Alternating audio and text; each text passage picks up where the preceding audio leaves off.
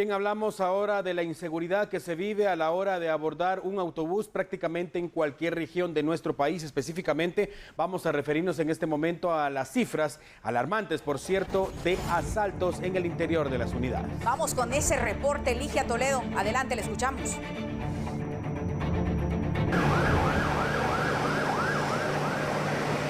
Así es, continuamos informando sobre este caso de un asalto que ocurrió en una unidad de transporte extraurbano en Amatitlán, específicamente porque es importante recalcar que a pesar que la Policía Nacional Civil ya mantiene el trabajo de prevención en distintos sectores y en distintas rutas, los casos de asaltos a unidades de transporte público continúan, y es por ello que nos acompaña Edgar Guerra, defensor de los derechos de los usuarios de transporte público, para que nos comente, Edgar, qué tan comunes son los asaltos en el transporte público. Esa es la realidad que le toca vivir al guatemalteco día a día.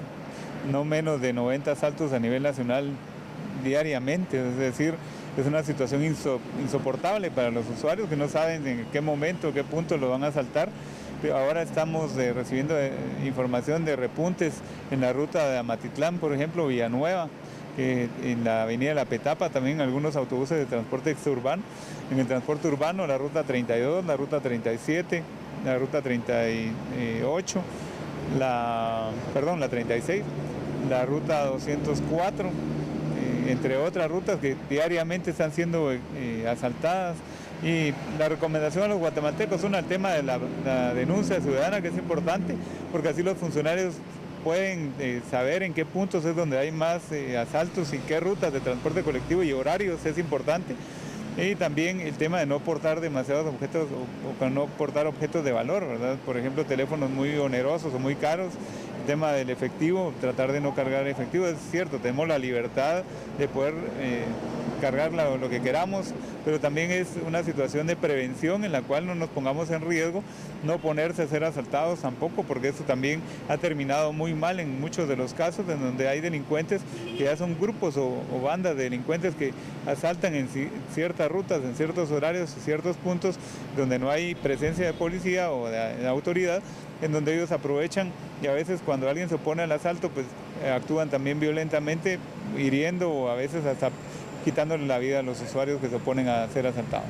Para finalizar, entonces, si nos pudiera recordar cuáles son los medios en donde las personas pueden denunciar este tipo de hechos. Puede hacer la denuncia al 110 de la Policía Nacional Civil, pero también está la opción del 1555 del Procurador de Derechos Humanos para poderle dar seguimiento a través de las autoridades, que dentro de la función de la PDH está supervisar el actuar de las autoridades, en este caso de la Policía Nacional Civil.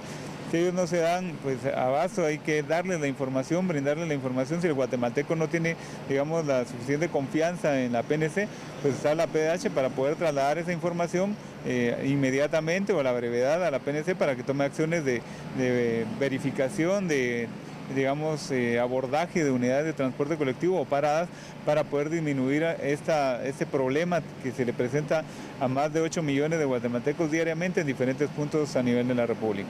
Perfecto, muchas gracias entonces por ampliarnos esta información. Son 90 asaltos a diario que se dan en el transporte público según los registros de la Defensoría de los Derechos del Usuario de Transporte Público. Importante recalcar el tema de la denuncia, porque así las autoridades pueden actuar y, por supuesto, tomar en cuenta que su seguridad es primero. Con esta información regreso al set principal. Ahí está la información, entonces, cifras alarmantes definitivamente de lo que ocurre en las unidades de transporte. Hablamos entonces de asesinato de pilotos, asesinato de ayudantes, extorsiones, por supuesto los atentados armados que también ponen vidas en riesgo. Me refiero a en este caso a los pasajeros, muchos pasajeros que han muerto, y sumado todo esto también los constantes asaltos, sobre todo en algunas rutas específicas.